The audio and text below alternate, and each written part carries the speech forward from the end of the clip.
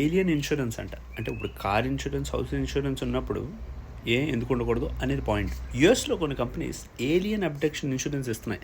ఈ మధ్య ఫ్లోరిడాలో 10,000 మెంబర్స్ అంటే 10,000+ మెంబర్స్కి ఇచ్చారంట. పాలసీ ఏంటంటే ఏలియన్స్ మన కానీ కిడ్నాప్ చేసేస్తే ఫ్యామిలీకి $10,00,000 కవరేజ్ అంట. నిజం చెప్పాలంటే ఈ పాలసీలో 1% కూడా క్లెయిమ్ చేసిన దాఖలా లేవు, కేసు లేదు.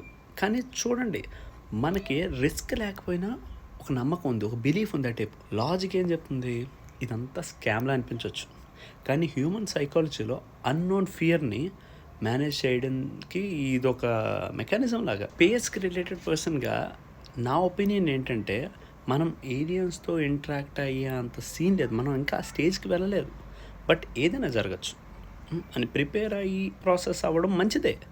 కానీ ఇన్సూరెన్స్ ఒక బిలీఫ్ సిస్టమ్ లాగా మనం రెడీ అని చెప్పుకోవడం, not really for pay out. Alien వస్తే ఈ పాలసీలు కాదు, కామ్ మైండ్ సెట్ కావాలి, స్మార్ట్ డాక్యుమెంటేషన్ కావాలి, and we have to contact SETI or ISRO. ఇక్కడ ఉన్న చిన్న మోరల్ ఏంటంటే, ఫియర్కి బిజినెస్ ఉంది కానీ జ్ఞానంకి గైడ్ లేదు. Believe but verify.